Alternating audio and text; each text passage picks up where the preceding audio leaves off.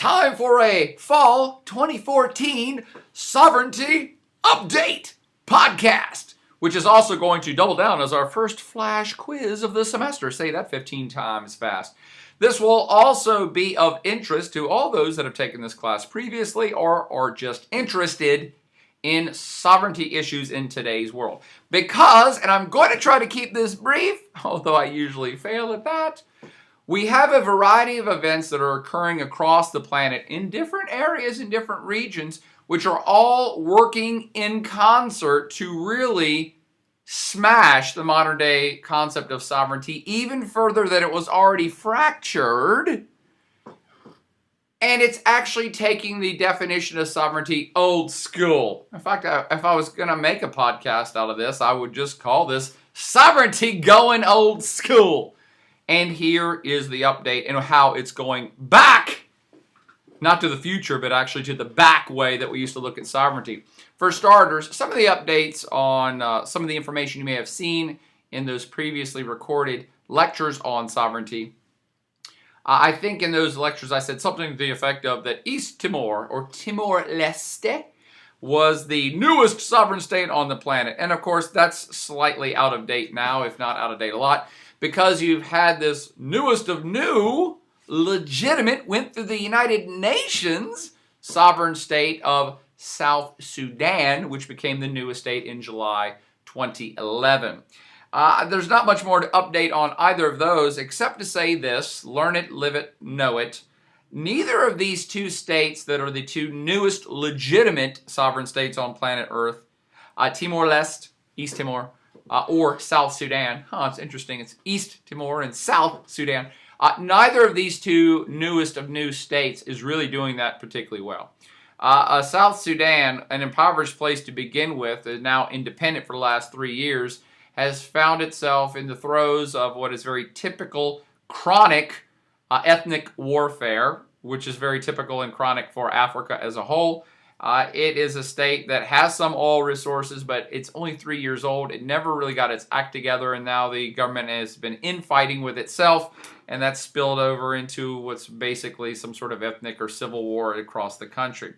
Timor-Leste, which is a little area that used to be a Portuguese colony that's kind of in the middle of Indonesia.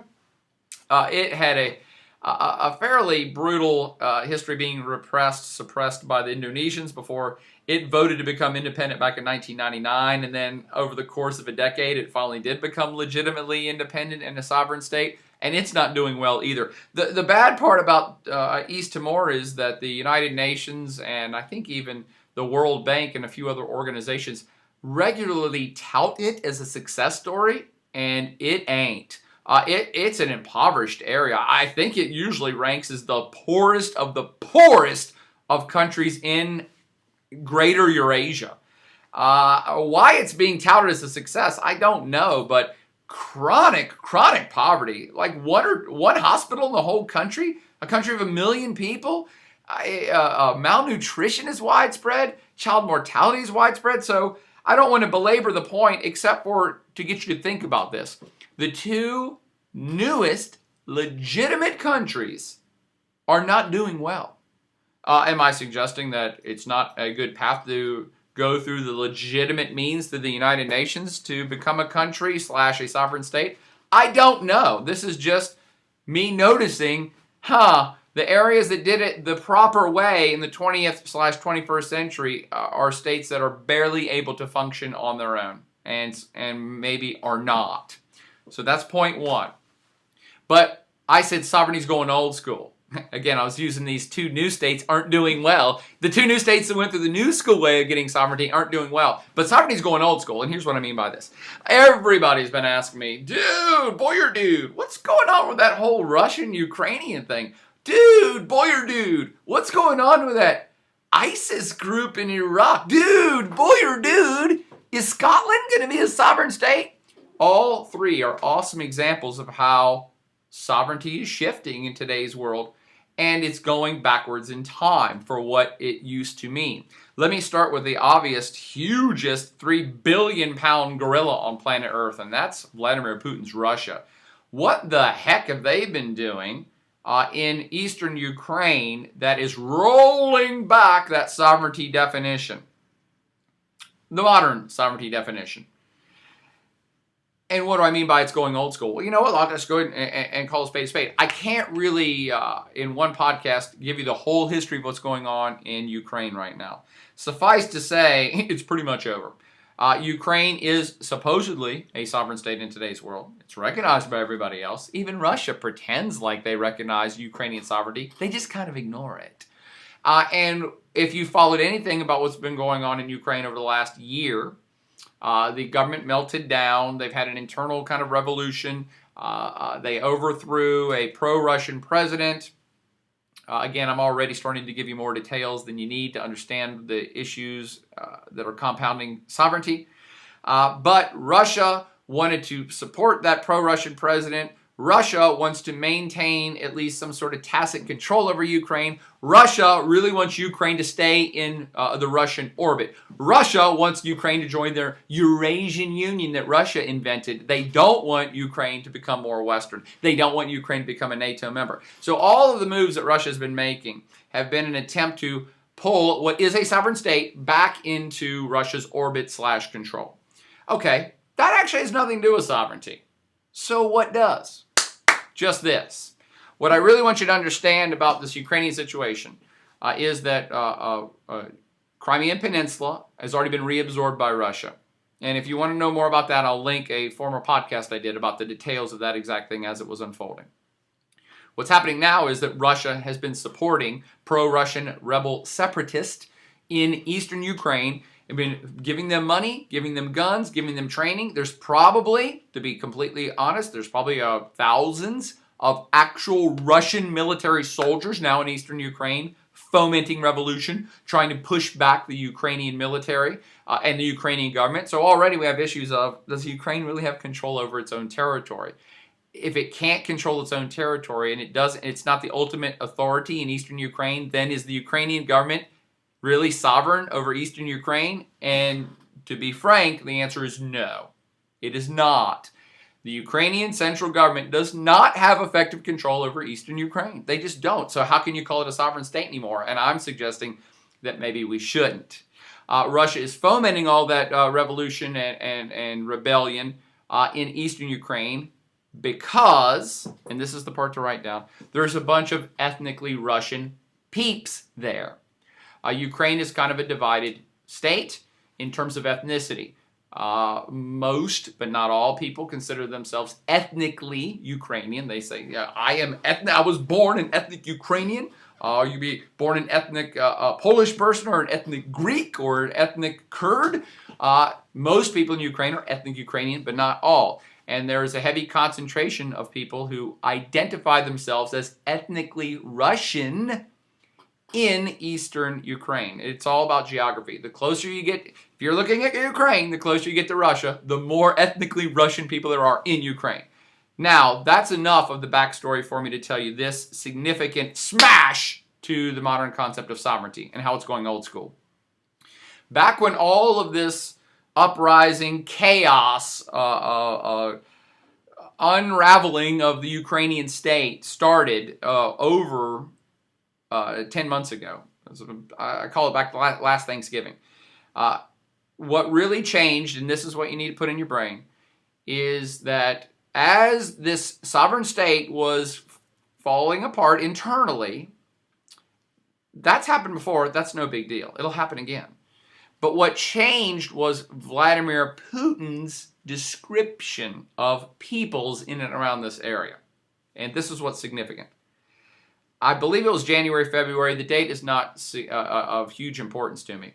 But early on in 2014, as Russia was watching Ukraine fall apart and probably facilitating it, Vladimir Putin did something very interesting.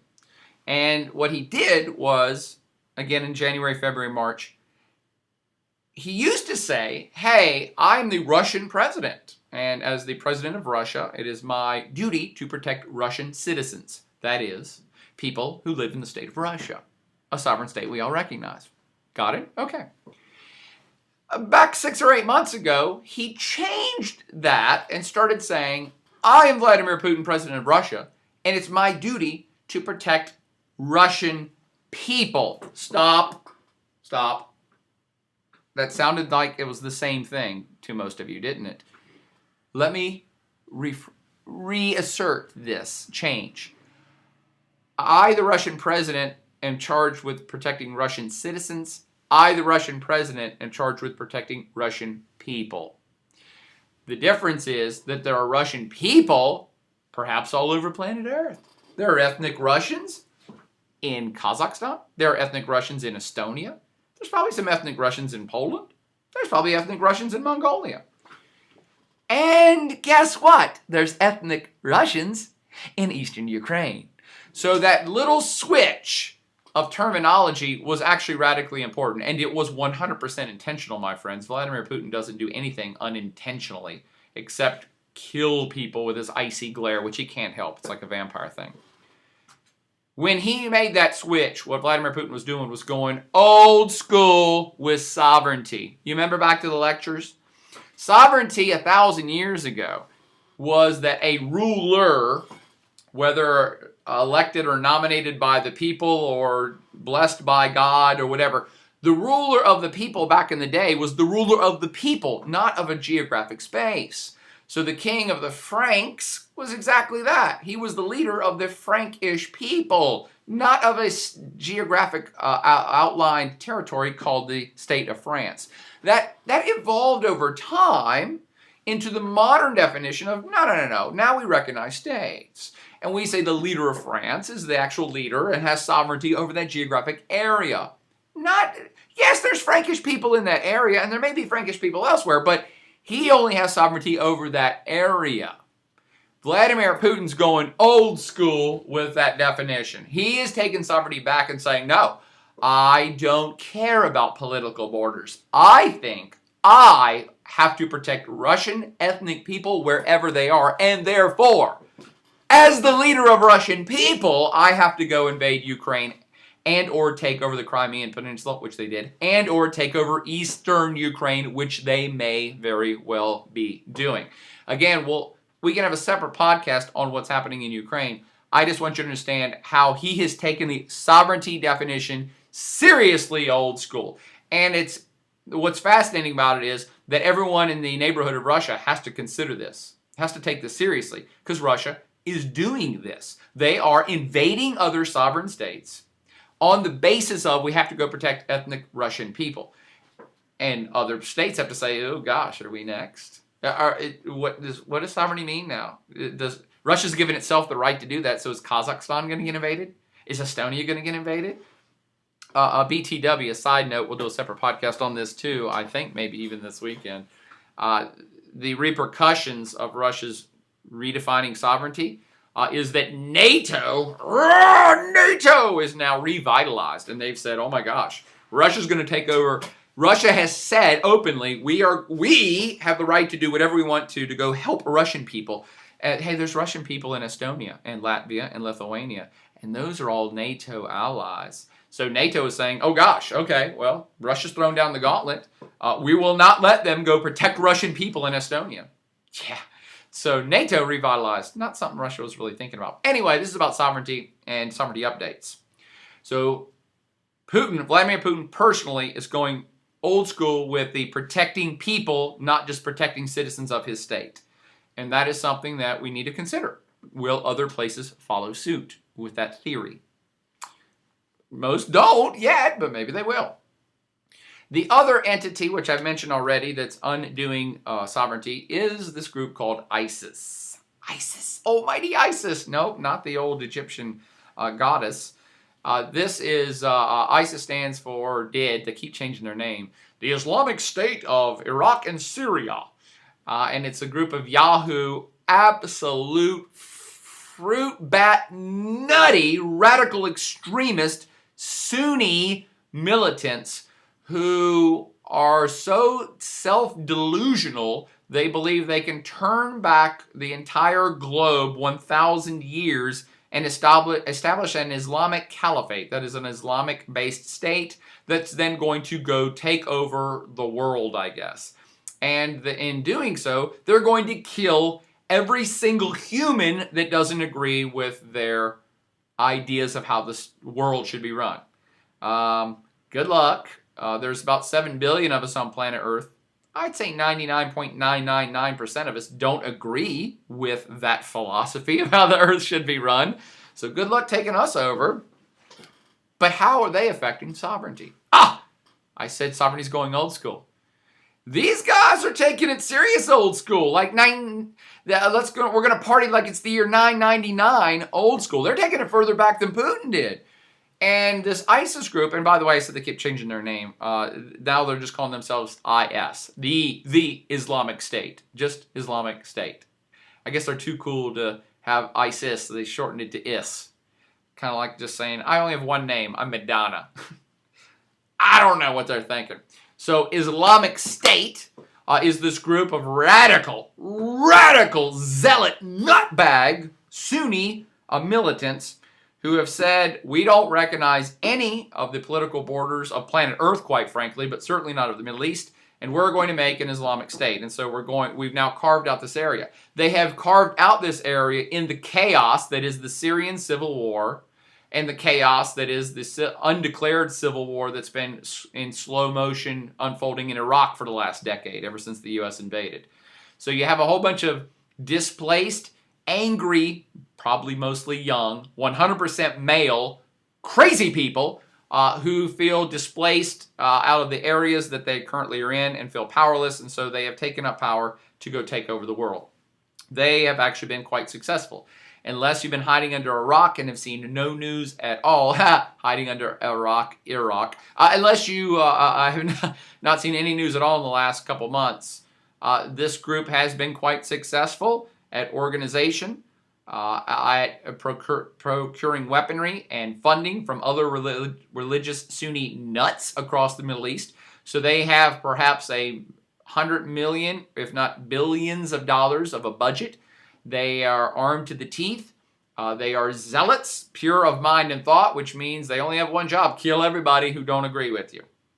I mean, it's sick, it's twisted, and I think they're all insane, but it makes life easy. You just go kill everybody. And they have met with quite a bit of success in the chaos that is Syria and Iraq. And they have actually carved out a chunk of territory that they now possess, own, control, and can defend, and that's what they're calling the Islamic State. Boom! That's what's old school here. ISIS is going old school in that they're saying, we don't give a crap about modern sovereignty. We don't give a crap if you recognize us. We don't give a crap about the United Nations. We don't even give a crap about all the recognized states that we're taking over. We, ISIS, are going old school in that we're saying we can defend this territory. Ha! Remember back to the lecture, right? I said, one of the ways you can be a sovereign state is be able to defend that territory. If you can defend, if no one else on planet Earth can mess with you because you can successfully defend the territory, then it's kind of yours. You're kind of sovereign whether anybody wants to recognize it or not. And that's where ISIS is right now. They don't care about the system because they have defendability. And that's actually a really big deal. Here's the problem, though. They've now pissed off so many people and are killing journalists and publicly executing them and sending the films abroad to the United States. And, of course, in saying we don't recognize any of the borders in the Middle East, they're pissing off and offending all of the leaders of the countries of the Middle East who currently exist as the heads of the states of these countries in the Middle East. So it's in no one's interest that this group survive or thrive. They're only allowed to control this territory because no one's figured out how to get them out of there yet. And Syria's in a state of civil war, and Iraq's in a slow-motion civil war. And so outsiders are like, oh, those states, Syria and Iraq, they can't keep their shit together. They can't actually defend themselves. And thus, this Frankenstein monster of ISIS has been born in the middle, and those folks can defend themselves. But in declaring a state and saying we own this territory and control it, we're going to set up schools and hospitals and military installations and build government buildings. Good luck with that, fellas. As soon as you start building stuff, as soon as you start pretending and acting as a real state, then you're a target. See, it's real hard for the United States, the mightiest of mightiest militaries on planet Earth, to hunt down Al-Qaeda is because Al-Qaeda was never a state. Al-Qaeda was a group of terrorists scattered all over the place. You could say the same thing about Hezbollah or Hamas or pick your terrorist organization. Those organizations aren't states. They're groups of people who are out doing mischief. As soon as you say, we're going to define an area, you've just painted a big target on the map where other states, legitimate states, can come blows you up. So ISIS is this group of radical Sunnis born from the chaos that is Syria and Iraq, the Levant, old school Levant, and they now control, they have an organized military, an organized political structure. They now control major cities like Fallujah and Mosul in Iraq, and they have they did at one point control a major hydroelectric producing dam and other major facilities and oil producing facilities. So it's estimated they might have money to the tune of $1 to $2 million a day coming in from legitimate business. And so this is why I want to bring these guys back up. I taught you all about sovereignty, and I said, you know what? You can be a state. I take that back. You could control an area and have a government and a constitution and an economy. You can print your own money. You can have a flag. You can do all of these things. And ISIS is doing them. But that don't necessarily make you a state in today's world. And these guys will never be a legitimate state in today's world. They've got the farthest away from ever becoming a legitimate state in today's world because they're so radical, the rest of the modern world would not and will not allow them to exist. And that's why they're ignoring those rules of the modern world and saying, we're going old school. We can defend this territory. We will defend this territory. We are defending this territory. And we're going to keep doing it until somebody else stops us. The United States et al. Are probably going to start doing that soon. But it is still a blow to the modern definition of sovereignty that you have both of these two entities I've now pointed out. Russia, which is saying, we're going old school. We're about the people, not about the borders. And ISIS, which is saying, we're not about the borders at all. We don't care. We're not about recognition. We're about defendability. And both of those are old school ways of looking at what sovereignty means. And the whole world's looking at this again, scratching their head going, oh gosh, what are we going to do about that? This is a little crazy. And the world's going to have to mull those things over and figure out what to do. Make sense? One other issue I did want to bring up to conclude this sovereignty update, sovereignty going old school, is to chat just a few minutes about what's happening in Scotland. Yeah, that's right. About 1,000 people have been hitting me up recently about that too. What's going on in Scotland? I don't even know if that's a Scottish accent. I'm just doing my general Northern European British accent. What is going on is that the Scottish have put forward a referendum of independence. They are petitioning to be independent and to become a true sovereign state on planet Earth. And guess what, folks? That vote is going down September 18th. Check your watches. Yeah, that's like in 2 weeks. It is going down. A couple of points of note here that I want you to consider. Unlike all these other sovereignty issues that I've talked about thus far, and have talked about in all the lecture material, what's really unique about the Scottish situation is that there's no violence involved. There's no violence involved. That's pretty new. States really aren't born nicely. There usually has to be chaos, a civil war, a genocide, some sort of international intervention. That is the way states are born. Much like humans are born, there's pain and suffering and blood involved with every human birth. And mostly that's the way it is with states too. Not many times, if ever, has there been a state that's been like, well, we kind of want to do this. Hey, let's chat it over with our current place where we're at. Let's have a discussion and we'll have a vote. And we'll just all go our different ways. That does not happen really ever. And I know what some of you are going to say. You're going to say, oh, but South Sudan voted to become independent. East Timor voted to become independent. Yes. After years, if not decades of bloodshed, the eventuality was that they became sovereign states. But it was not an easy, pleasant, nice process. No way. Really, if you look at any of the states around the world, or any places that are actually trying to become independent, they usually have some sort of protest, or terrorist groups, or rebel groups. Think of Kurdistan. There's a PKK, a terrorist group that goes out and blows up stuff to try to get independence for Kurdistan. All of this does not come easy. But in Scotland, it kind of is. I'm sure the British, the English, hundreds and hundreds of years ago suppressed the Scottish, but those are hundreds and hundreds of years ago. This is a modern phenomenon where everything is kind of happening nicely. And you should know this, by all polls right now, by all estimations, we're not really sure how this vote's going to happen in 2 weeks. I mean, it's going to happen, but prediction is now flat. Nobody knows. It's 50-50. If you're going to bet at Vegas, the odds are flat. There's nothing. It's, in other words, it's on a razor's edge which way it's going to go right now.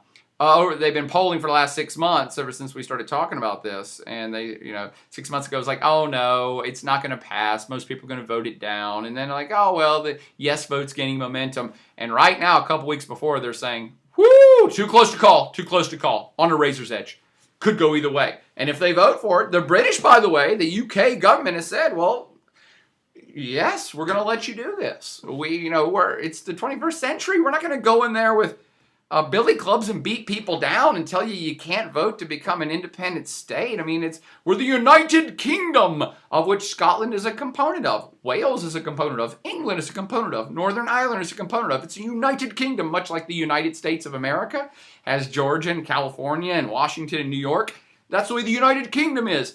And they have said from the get-go, well, we're a little different than the United States. We all recognize that the Scottish are different from the Welsh, are different from the English. So you're closer to being an independent state already, but we're a conglomeration. We're a confederation of kind of semi-states into one real sovereign state.